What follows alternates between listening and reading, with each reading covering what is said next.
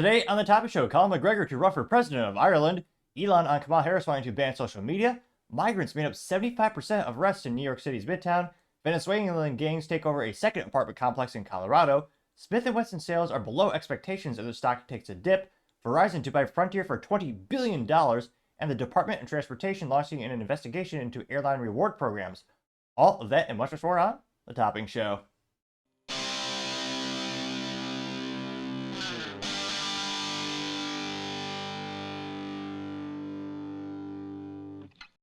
Thank you everyone for taking the time to tune in today. Today's episode of The Topping Show is proudly sponsored by Topping Technologies. Topping Technologies is an IT value-added reseller and services company with a special proficiency in IT security. Heck, I say their founder at least twice a day. Gotta say he's quite handsome and brilliant. He's me, see that's the joke. If you're an IT leader or a business owner, you can reach out to the team at sales@toppingtechnologies.com. Also trying to get to 4,000 subscribers at the end of the month. So if you can click that button, tell your friends, and repost, I would greatly appreciate it. Now, going over to the business part of the podcast, you have Smith & Wesson sales are below expectations, and the stock is taking a dip, which is a pretty rare thing these days, or rather, these seasons. Now, for those who don't know, Smith & Wesson is one of the best firearms companies, bar none. Ever since Horst Smith and Dan Wesson came together to create the company all those years ago, they've made some of the best products on the market. I mean, shoot, it's hard to be, especially for a first-time rifle buyer, or, teach your kids to shoot it. Smith & Wesson M&P 1522 is a great platform to shoot on the cheap as well and teach the fundamentals. Very little recoil. They're renowned for they have some pretty good revolvers over there. And in terms of bang for your buck, might not be the prettiest, fanciest 308, but it's hard to beat a good old Smith & Wesson AR-10. I mean, last time I checked, it's still under $1,000 for a semi-automatic. Well, obviously a AR-10 design, which for those not into firearm aficionados is just a bigger AR-15, AR-15 being shared in .223 5.56 caliber, but I partially digress. There's a company that has great bang for your buck. They recently, past year, actually relocated from the Northeast, which is unfortunate since this should be such a beautiful historical provenance of the United States and our country founding, especially the firearm manufacturers up there. But those areas hate freedom and are passing anti-firearm laws and even outlawing the products that they make, so they come to the good old South. So they actually went over down to Tennessee for the new United States headquarters for Smith & Wesson. Now, according to this article, this comes to us thanks to the OG search engine, Yahoo Finance, which kind of takes me back in the day. This is specifically written by Radik Strand, who's a writer over there, which he says, quote, Smith & Wesson report sales below analyst expectations and Q2 earnings. Stock dips. Looks like, geez Louise, it really just dropped 9.44% at the end of last week. Wow. Basically a 10% dip. Let me pull up the stock analysis really quick. So granted, by the time this video is rendered and uploaded, and again, not financial advice, but by the time this goes up, it'll change because the stock market does what the stock market does. So they're currently trading for $12.85 per share. And yeah, look at that plummet. What's the current market cap on this, I wonder? $579.27 million is the market cap. Do they pay a dividend? Oh, they actually do. All right, that's pretty good. Kind of hit or miss on companies that do or do not pay dividends. But again, not financial advice. You have to have a little caveat there. I mean, 5 years, their stock is still doing pretty good. Not quite looking like it's beating the S&P 500, unfortunately. But yeah, their stock's not doing great. Now, going back to some of the more granular details, they say, quote, American firearms manufacturer Smith & Wesson missed analysis expectations for Q2 CY 2024, with revenue down 22.7% year over year to only $88.33 million. It made a GAAP loss of 5 cents per share, down from the profit of 7 cents per share in the same quarter last year. Now it looks like, geez, that's rough. Now, good news is the gross margin is still pretty healthy, relatively, speaking, coming in at 27.4%, which, geez, wish my tech company was that good, but I partially digress. EBITDA margin is 11.2%. Free cash flow is down negative 40.2%. Market cap, again, about 600. Actually, no. Market cap is up to $642.2 million. Next, they say Mark Smith, the president and CEO, commented, quote, overall firearm demands during our first fiscal quarter was softer than anticipated, but our results once again proved the reliability of our flexible manufacturing model, which allows us to adapt quickly to any market conditions and still deliver bottom line profitability targets. Importantly, while the usual summer seasonality was more pronounced this year, demand has already begun to rebound as we enter the busy fall season. We also have been pleased with the response to the launch of our next generation Bodyguard 2.0 concealed carry pistol late in the first quarter, which is already outperforming our expectations. As we look toward new capacity coming online for our new popular products, a new strong pipeline of innovation, and a typical busy firearm demand season now upon us, we expect more than offset temporary headaches during this time. A fun fact, they were founded in 1852, way back in the day. And actually, here's a good chart as well, showing the revenue spikes and decreases. Yeah, the revenue looks like it peaked Q1 2021. Yeah. Well, spoiler, yeah, that was during the good old pandemic when when you hear all those district attorneys and mayors telling police not to do anything. People soon learned they had to fend for themselves. And yeah, I mean, that's the biggest spike, perhaps one of the biggest spikes in firearm sales we've seen in our country's history in terms of since we've been tracking them. Now, yeah, during the pandemic, I mean, I remember I talked to a local gun store, and this is the first time they've been around for about 15 years. Great establishment, rifle gear over in the well, now the Colony, Texas. But yeah, it was an instance where they had to line out the door that first Saturday when lockdown started. Oh, there's 35 plus people outside the store waiting, and over half of them were first time gun buyers as well. So I mean, it not only increased sales with the regular customers, they expanded to a whole new segment of people who never bought guns before. It's a great thing, and thankfully, I think most of them did get safety instructions, and yeah, those classes also increased popularity as well. Now, the interesting thing with this, and again, not financial advice, but historically speaking, you look at a lot of firearms manufacturers, they spike their sales dramatically when it's election season every 4 years. Unfortunately, as firearms become a political thing in the United States, especially where I don't think it should be controversial or divisive, since again our country was founded with the Second Amendment. I mean, literally telling those Brits to go to hell. But yeah, literally our country was founded with individuals' freedoms and the God-given right to defend themselves and having the same arms as the government. Unfortunately, it's become a political issue, and there's some people who want to ban guns altogether. And granted, those people have never read history books because, again, every time this happened, historically speaking, the government always does the most evil things in history. But I partially digress. I say this because every 4 years, you have Democrats who are going out and they're raising money saying we're going to ban guns, and people get the money for that. All those people un-American. Only partially kidding. But you also have Republicans say, hey, we're going to get your gun rights back, give us more money.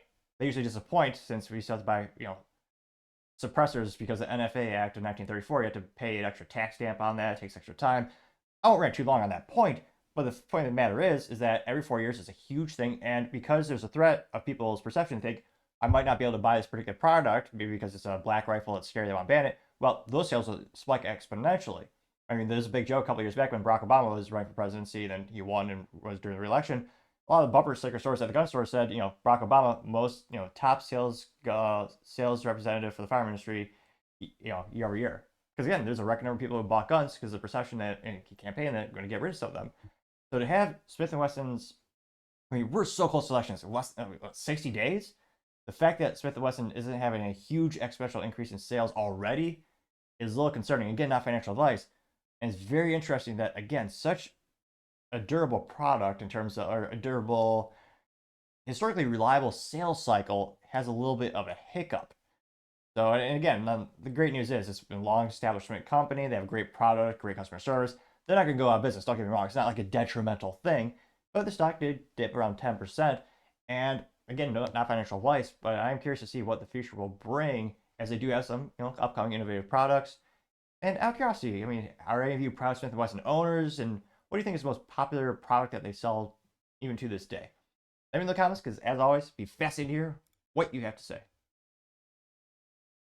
Other interesting business news, you have Verizon to buy Frontier for $20 billion, which is a pretty penny to say the least. Well, a vintage pretty penny, since modern pennies are 99.99% zinc and just simply copper plated. Mostly trash, perhaps a good metaphor for our monetary system, but I partially digress with our fiat currency. This is brought to us thanks to Gab Harari, who's a writer at USA Today, in which she says, quote, Verizon to buy Frontier Communications in $20 billion deal to boost their fiber network. There you can see the, well, always funny, touchscreens are great until they don't work, which is why I'm always skeptical about the technology. They say, quote, yeah, oh, geez Louise, so get this. Communications giant Verizon announced it will enter into a definitive agreement to acquire Frontier Communications in a all-cash transaction of $20 billion. That is a pretty penny to say the least. I mean, a lot of times, I mean, it's very common when you have these type of big acquisitions, it's usually a mixture of cash as well as stock and other options. Now, they say, according to Verizon, the acquisition will, quote, significantly expand the company's fiber footprint across the country, accelerating the company's delivery of premium mobility and broadband services, which makes sense. And again, it's anecdotally coming from the Midwest and going down south. Verizon, I think I've had one option through my rental of through apartments and houses throughout the years. I've had one option where Verizon was there, predominantly in terms of fiber optics and kind of the at-home wired cable options, broadband as well as fiber optic. And throughout my lifetime, overwhelmingly it was AT&T, Frontier, and then a couple times, every once in a while, you have a Spectrum thrown in there for good measure. So it's one of those things where, yeah, Frontier's a lot bigger presence in that regard. Now, I'm not sure, how valuable will that be in the future, though, as we have technology changing? And I say, quote, the combination will integrate Frontier's fiber network into Verizon's portfolio of fiber and wireless access, including Fios, according to the release. Frontier has 2.4 million subscribers across 25 states, while Verizon has approximately 7.4 million Fios connections in 9 states and Washington, D.C., according to Verizon. Frontier is also committed to building an additional 2.8 million fiber locations by the end of 2026, increasing its current to a total of 7.2 million fiber locations. The two companies have approximately 10 million combined fiber customers across 31 states and Washington, D.C. Now, of course, both CEO, I'll read it. Verizon Chairman and CEO Hans Vetsberg said, quote, the acquisition of Frontier is a strategic fit. It will build onto Verizon's 2 decades of leadership at the forefront of fiber and is an opportunity to become more competitive in more markets throughout the United States, enhancing our ability to deliver premium offerings to millions of consumers across combined fiber network, unquote. Which looks like they're acquiring Frontier at a premium of $38.50 per share, all cash, which, hindsight's 2020. Now, of course, who wouldn't have wished they bought that stock earlier? Now they're getting bought out such a good premium.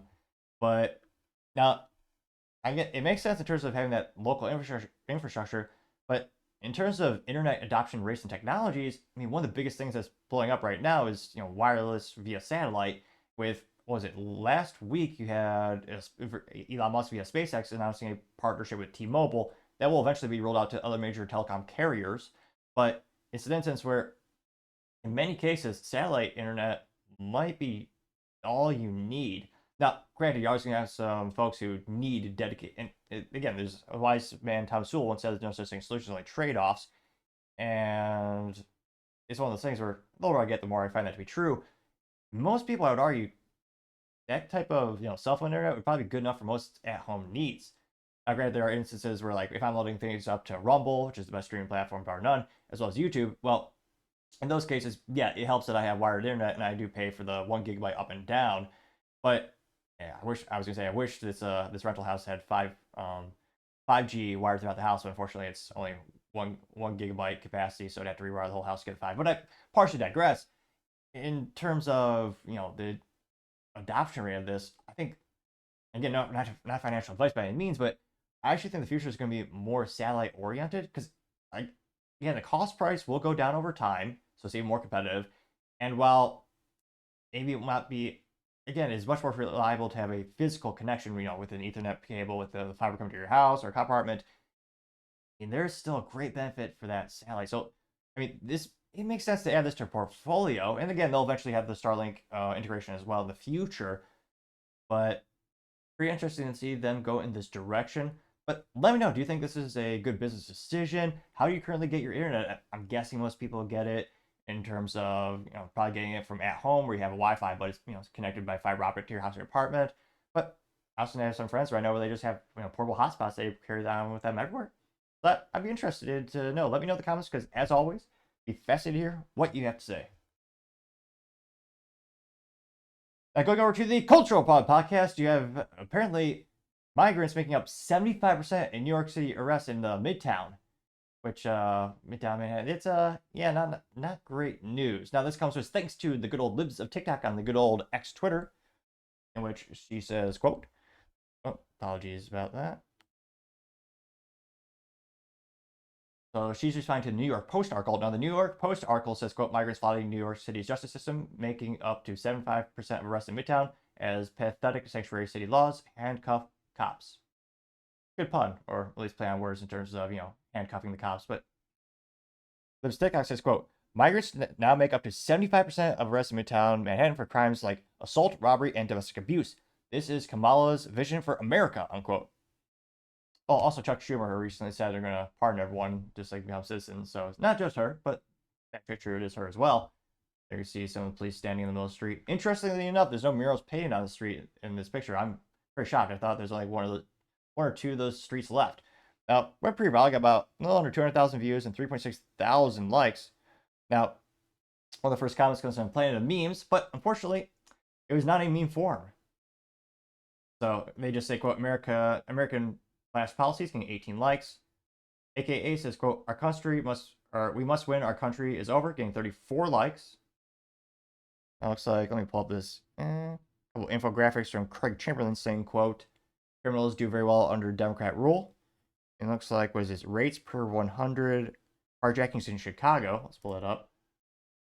That's not the, I don't know if that's a, or wait, no, oh, sorry. Yeah, it's in 10 cities, not Chicago.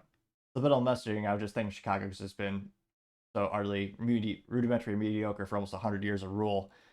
And you see, yeah, went up quite a bit there. Next graph is rate per 1,000. That is homicide in these 32 cities, 2018, 2023. They keep going up and up. That got 4 likes. It's Bruce Bilal saying the Democrats did this. Kamala and Joe did this, getting 23 likes. Yeah, amazing to see how many people are funding all those movements, migrants. See here. I see Dad said they're not going. Oh, it's Bastardized made up advertisement for the Harris Walls campaign, and it says they're not going back. It's a picture of the migrants. It says Harris Walls. And it's got 3 likes.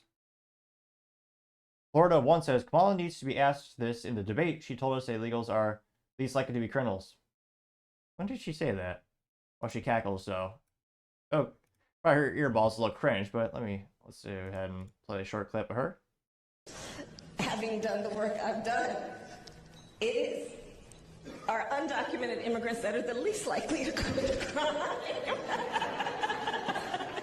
So let's get our notions together about what we're talking about. Yeah, girl. Yep, that did get 4 likes. As if we needed another reason not to live in New York. There's only like, what, 12,955,443 reasons not to live there. This does add another one, though. Cowboy says, we're almost there. And some meme that says, parents, you should save money for the future. And says, the future is a picture of Mad Max. Yeah, I got 3 likes. Let's see here. Here's an interesting one. This is John Dawson says, quote, I used to work in Midtown. Last day I went there for work was in the very beginning of the pandemic. The several times I've been there since, just traveling through and passing through is a ghost town and then a post-apocalyptic hellhole.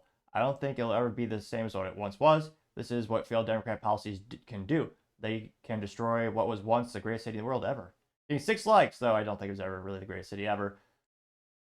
But yeah, a lot of those cities are pretty much gone to all hell the more policies they pass. I mean, really one of the best use cases being Chicago and San Francisco, which again keep passing more and more leftist policies, and have subsequently made a lot of the biggest businesses leave, and a lot of the people there leave to, interestingly enough, Florida and Texas, or as some people would pronounce it, with a good old hat, Texas. Which I guess though Texas and Florida have the antithesis in terms of business policies and most policies and laws as California and New York. And going back to the main comment section here. Old School Eddie says Democrat policies in full swing, getting 4 likes. Patriot Ape says they want this for the rest of our nation, getting 4 likes. Going down here.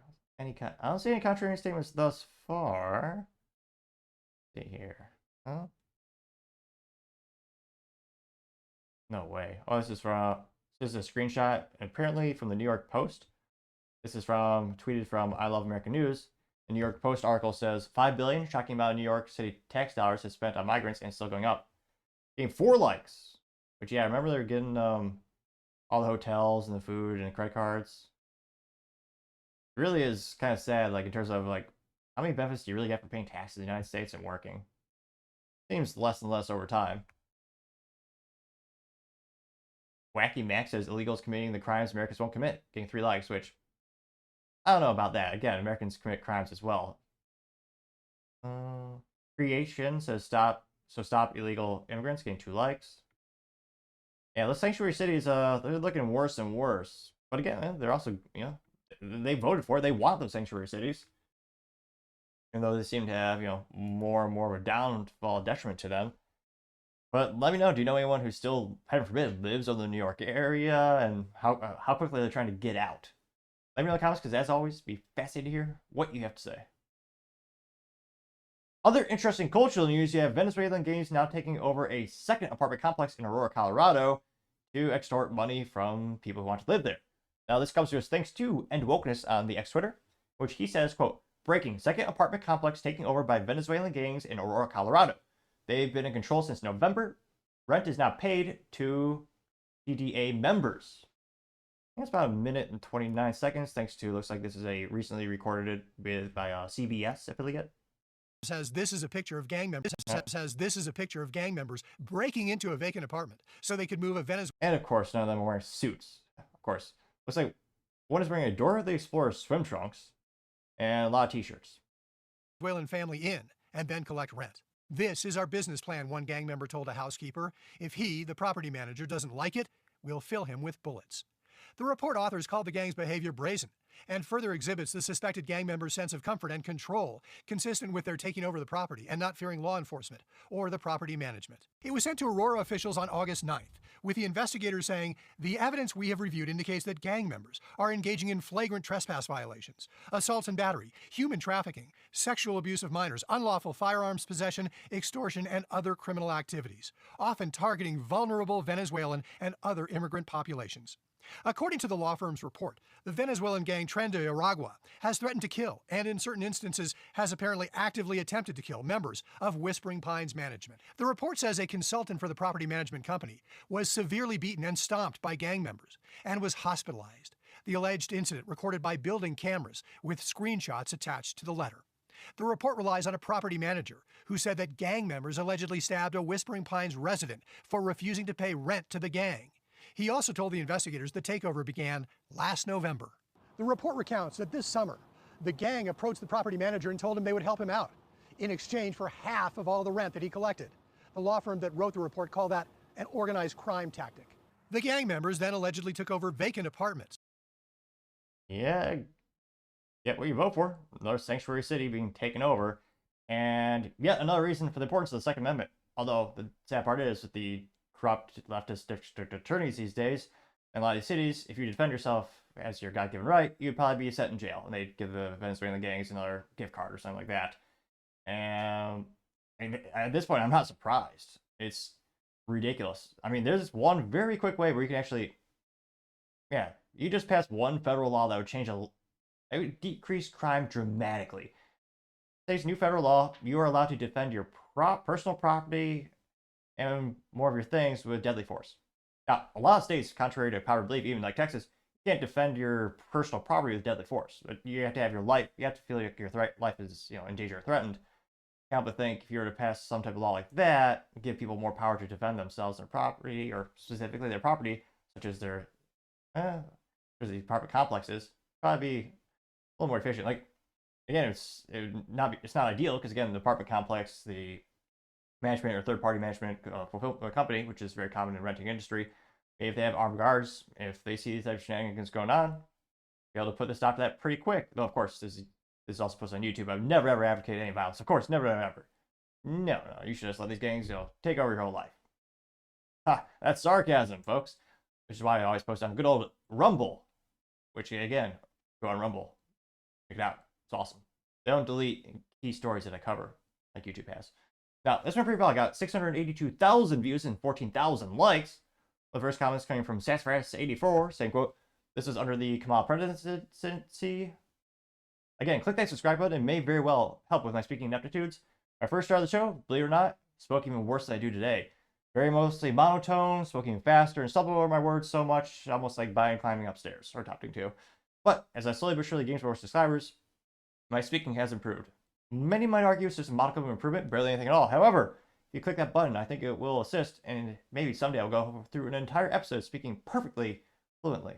So if you could go ahead and click that subscribe button, I'd greatly appreciate it. And also, share and tell your friends. Now, Sassafras84, what I was attempting to say was, quote, this is under the Kamala presidency. Quit voting blue no matter who, unquote. And she actually did a retweet or a post of Donald Trump, where one of his most viral pictures or posts looks like to be Venezuelan gang members, and says, "Your new apartment managers if Kamala's reelected." I'm not sure if she... Yeah, I got 495 likes. AKA says, quote, "This is getting insane. Send them back," getting 155 likes. Paul Zupa says, "This is Kamala's America," getting 51 likes. Winter Rewind says, "Just stick back and think about this. So basically, a foreign army just walked across the border and conquered America's territory, taking citizens hostage, all without firing a single shot." Getting 268 likes, which is also sad to think how weak Americans have gotten. And again, I think a big variable in this, or a big reason of why so many people do good men do nothing these days, because we see so many good men prosecuted for doing the right thing time and time again, and just the incentive mechanisms are completely perverse. Scrolling down more and more. Truth Justice says, more evidence to impeach her. Venezuelan gangs taking over American cities with assault rifles, getting 97 likes. Moon Soon says, "Try that in small town." There's a little meme. It says, "Americans' top export should be illegal immigrants," getting 83 likes. May says, "I've had enough. I'm calling Chuck Norris," getting 189 likes. Even he can't fix a leftist city. Maybe. That could be a funny meme. Also have Ole say it's all our fault. And this is a picture of Kamala says, "Inappropriate bizarre laughter," getting 11 likes. Socialism creates suffering. Accurate profile name. Says, quote, "The Democrat governor won't act because it might hurt Kamala." Shameful, getting 57 likes. And it looks like it's getting worse and worse. John Rice says Second Amendment, and yet no one fights back. This does not bode well. Getting 20 likes, which I think a lot of people are just scared to all hell. They'll be imprisoned and they'll be prosecuted if they try to defend themselves or their property. But again, we've seen that, especially leftist cities. I mean, it's getting to the point where, I mean, you might get convicted. I mean, one of the biggest variables on, your sentencing would be where you live. If you're in a blue state and you defend yourself and your property, I mean, the jury must say, might be anti-gun. They might just throw you in jail. They would say you should be more compassionate to these Venezuelan gang members' needs. I mean, I'm only partially kidding. It's not a real possibility. We've seen so many similar things before. Are there any contrarian statements here? Oh, not really. McManus says, "Why hasn't this been solved yet? Why is it taking authorities so long?" Getting 61 likes. Oh, priority allocation. I mean, cities, people, everyone has time and resource allocations and constraints. And this is just saying city doesn't care about this. It's not one of the top priorities, clearly. I mean, they haven't even sent the National Guard in or look like, yeah, they're not doing anything. Let's see here. Caroline says Trump was right, getting 13 likes. Yeah, put another dollar in that jar. That might be a way to solve the national deficit. How many times this happened? Wide Wave Press says Kamala's America will be illegal immigrants running our streets, getting 83 likes. Probably one of the best memes out there. This one is Murr saying, "Welcome to Denver, Venezuela." 89 likes. Yep. Let's see.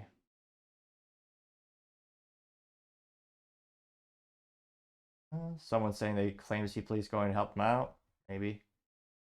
Lisa says, "Oh, but the borders were secure. I'm sure they were vetted, DNA tested, and fingerprinted." Yeah.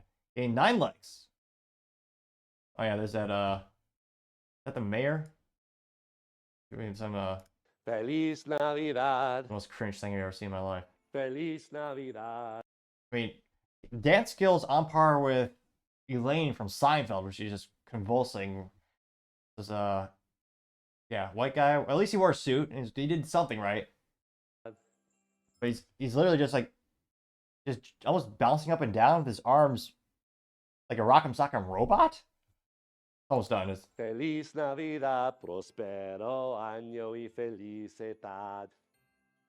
most cringe thing I've seen in my life. Yeah, I need some. Yeah, I got 16 likes. So yeah, hopefully things get better for Aurora, Colorado, but I'm not too optimistic. And let me know, do you know anyone who, heaven forbid, still lives there? And do you think anything will get better? Will it take, will take different policies and different laws to get the job done, or simply for the, police to do their job? But let me know in the comments, because as always, it'd be fascinating to hear what you have to say. Now, going over to the political part podcast, you have Conor McGregor announcing he's going to run for president of Ireland. Some saying he's going to make Ireland great again. Perhaps. That was just straight from his good old X-Twitter profile, which is he says, quote, as president, I would hold power to summon Delhi and as well as dissolve it. So, as I said before, I would have all the answers to the people of Ireland seek from these thieves of the working man, these disruptors of the family unit, these destructors of small businesses, and so on and on. These charlatans in their positions of power would be summoned to answer to the people of Ireland, and I would have it done by the end of the day, or I would be left with no choice but to dissolve the dial entirely, stop the train until the people of Ireland deserve the answers they seek. Point blank, this would be my power as president. I know very well Ireland needs an active president employed wholly by the people of Ireland. It is me. I'm the only logical choice. 2025 is upcoming. ... My pre-val got 8 million views as well as 96,000 likes, which wouldn't be the first time some famous person got into politics. Elon Musk actually responded first, simply saying awesome, getting 5.1 thousand likes. Harvey Starbucks says make Irish government sane again, getting 3.1 thousand likes. Hodge twins chime in, saying make Ireland great again, getting 11,000 likes, one of the top ones. Valentina Gomez says, quote, make Ireland Irish again. Let's destroy those little weasels that hurt the Irish. Deport every illegal, getting 5.1 thousand likes. We do have a contrarian statement. You have Franklin, which is biological, apparently a man, although he's a leftist. He has a profile picture of an animated girl. And he says, quote, you wouldn't even beat Joe Biden in an election. I got 4 likes, but it was still a tweet. Fun World simply says fire emoji, getting 883 likes. Andrew Tate says, quote, my grandfather is from Limerick. I have an Irish passport. I will vote for you. We must do something before it's too late, getting 25,000 likes. Chuck Callisto says Conor McGregor seeking president of Ireland is not on my bingo card, getting 4.1 thousand likes. Michael O'Keefe says do it, getting 2.4 thousand likes. Western Invasion says I support Conor on making Ireland Irish again. Who else is with Conor? Getting 3,000 likes. Going down more and more. Wait, Australian policy says stop the great replacement in Ireland and the people will love you until the end of time. Getting 1.8 thousand likes. I am Kelly Joe says good luck Conor McGregor, getting 211 likes. The Liberty says imagine Harris meeting McGregor in the aura is priceless, getting 725 likes. Joseph Pino says freedom is on the march. President McGregor is part of that march. Let's go, getting 562 likes.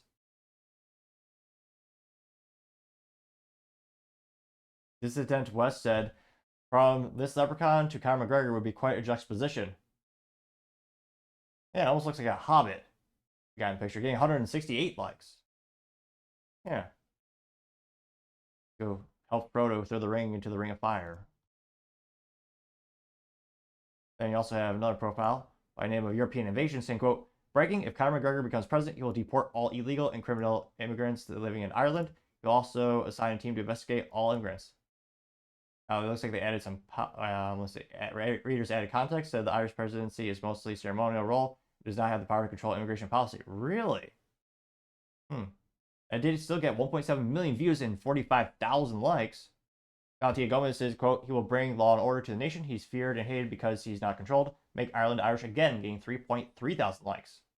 Luke Zaleski, our favorite leftist, well, not really favorite, but he's very much a leftist, and I follow him for, life gets a little bit boring if you're in an echo chamber.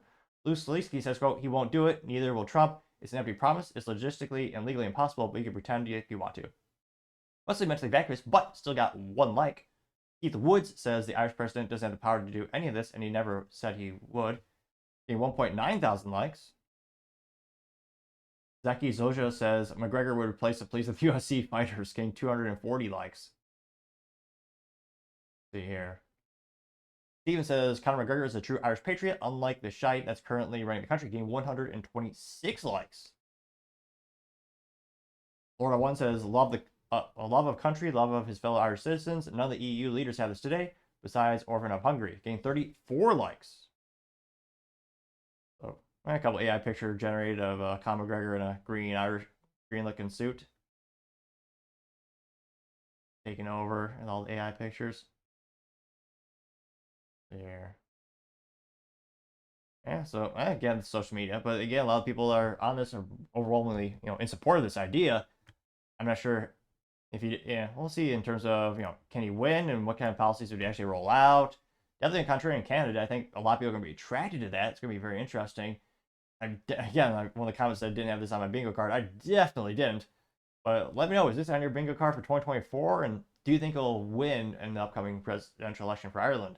Let me know in the comments, because as always, be fascinated to hear what you have to say.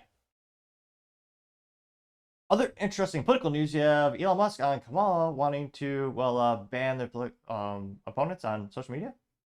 Interesting. Well, let's dive on in closely. It's more like ban on social media, but well, let's clarify. So it's good on, and he's actually responded to Colion Noir. He says, quote, "I don't care what side of the political spectrum you're on. If that is not okay, let's be clear.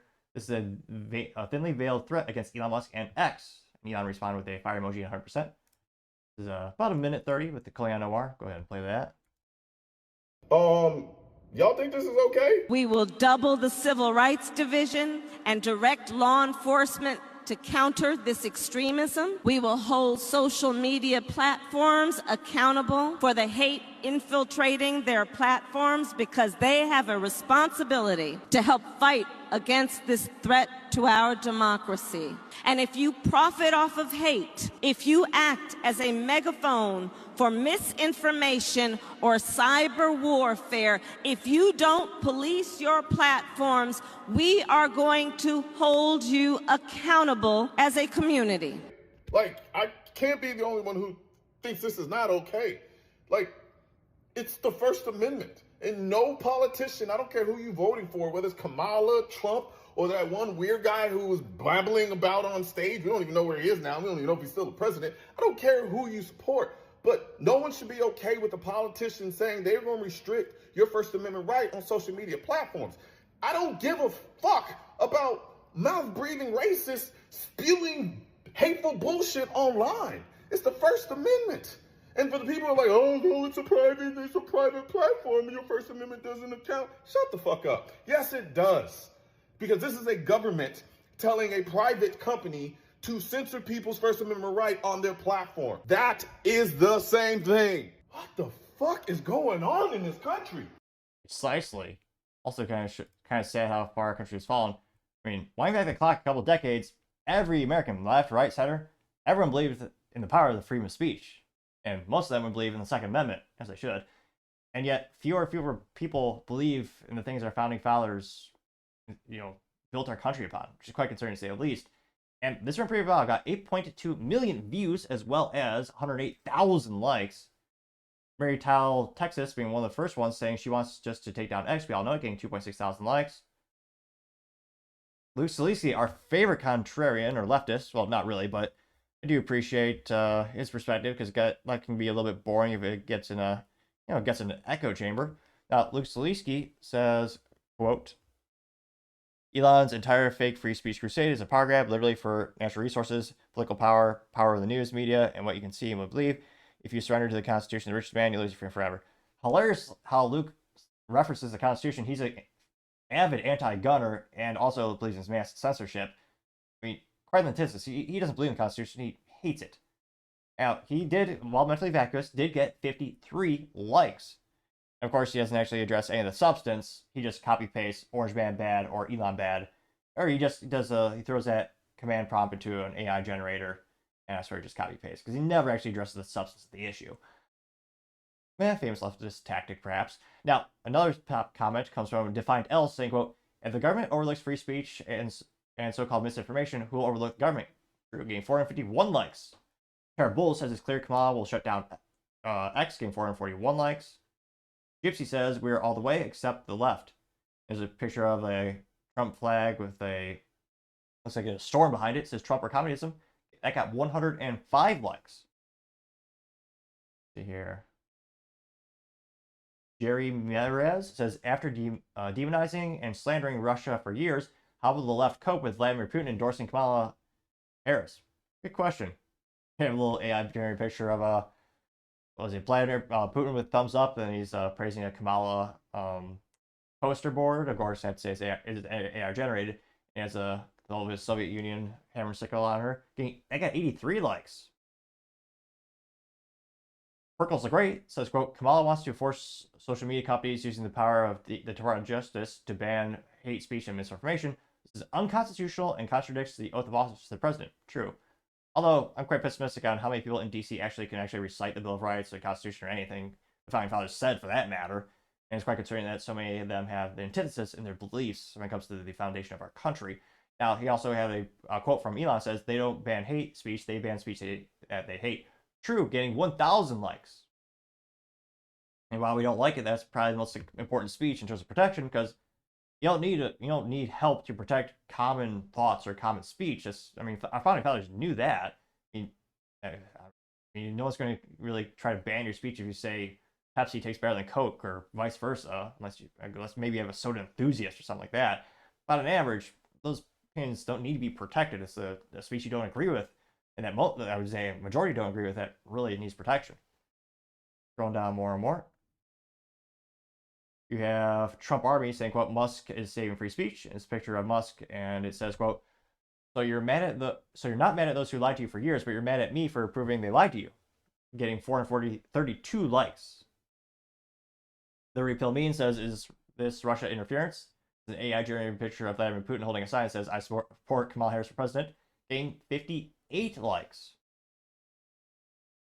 Kamala Harris HQ Tim Wall's lies profile says it'll only get worse since NPC people saying free speech is dangerous unless the rules control it. Getting 8 likes. Now let's do one more meme here. Crazy Moments says America loves this duo. It's a picture of Trump and Elon. Trump has a text that says hated for exposing the truth, and Elon's text below him says hated for letting the truth be told. Getting 125 likes. So yeah, it'll be interesting to see at the end of the day.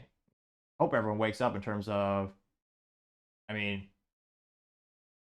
American should be horrified that they want to, stifle down on free speech, and they actually they literally want to muzzle everyone's speech. It'll only be what the government approves. This is so radical. And it's a friendly reminder that Kamala was the most leftist person when she was a senator. She's the third party, I forget the specific organization, but they have a third party organization that rates all the senators based on their policies and their ideals. And she was left of Bernie Sanders, which is saying something. So, again, hopefully people wake up to the paramount importance of the First Amendment to freedom of speech. And remember, just misinformation and hate speech is just stuff that they don't like. And especially misinformation. Yesterday's conspiracy theory is today's reality, I like to say. So let me know in the comments, do you think this will move more people into the Trump Vance side of the political aisle? Will it maybe push people more to the libertarian? Let me know in the comments, actually. As always, be fascinated to hear what you have to say. Now, going over to the business blunder of the day, you have Airline Reward systems now being under an investigation of the Department of Justice after years of consumers being confused and frustrated. This comes to us thanks to USA Today. It's actually a short little clip here to summarize the situation. Not too long. Let's see if I could expand it out really quick. This morning on Today's Consumer, big news. Whether you're a frequent flyer or maybe planning your next big family vacation, the Biden administration is launching an investigation into airline reward programs. All right, the question is whether the major carriers are backing up their promises to passengers. NBC's Tom Costello covers the airlines. And Tom, a lot of people complaining about this one.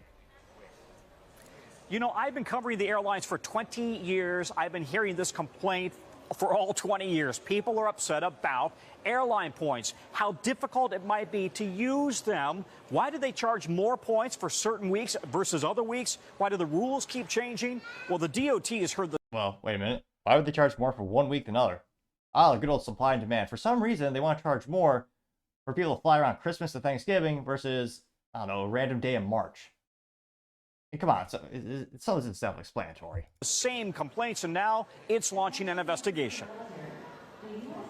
Part of our pre-boarding. If you've ever tried to use airline points to book your family vacation, you probably know the frustration. Booking a flight can cost far too many points, especially during vacation high season. And the airlines keep changing the rules after you've signed up for the program or the airline credit card. And we're kind of at the mercy of whatever they choose to do. or choose to change. Now the Transportation Department wants answers from 4 airlines: United, American, Delta, and Southwest. The DOT demanding detailed information about their rewards programs, practices, and policies. In a letter to airline CEOs, Transportation Secretary Pete Buttigieg writes, DOT has authority to investigate and take action against airlines and ticket agents for unfair or deceptive practices and unfair methods of competition in air transportation or the sale of air transportation. Unlike the dollars in our savings accounts, the value of points and miles is completely up to the companies that issue them. The DOT says it's Well, yeah, because it's their companies, their reward programs. Yeah. will focus on airlines that devalue earned reward points, the true hidden value of rewards, extra fees to maintain or redeem rewards, and whether programs actually reduce competition and choice. Booking trips with points can be an ordeal, with airlines restricting their use based on flight availability, route, and fare type. One survey of travel rewards programs found nearly a third of consumers felt it's difficult or complex to earn or redeem points. Last year, Delta faced immediate passenger backlash after changing its SkyMiles program, then reversed course.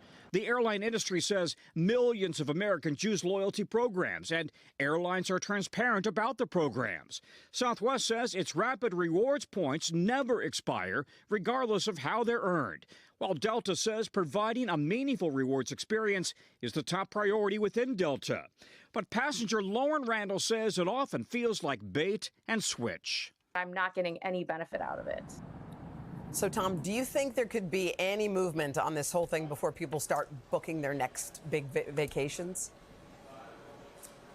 If your next vacation is maybe next year or in 18 months, yeah, it's going to take 90 days just for the airlines to respond, and then any sort of enforcement action could take months or even years, I would say. Okay, thank you. Which, again, government interfering in private sector business. Now, the issue here is it's just like an iTunes agreement. I don't see how the government's going to override them. Now, again, it's bad press. That's why it's in business blunder. I think what would have helped these companies out, just be more straightforward with their terms and conditions. Because again, everyone has heard in the frustrations of the folks who collect those miles like they're Funko toys or something like that. But it's one of those instances where, yeah, they do value your points. That's not, no one likes that. It doesn't feel fair. Part of the terms and conditions, they can do it.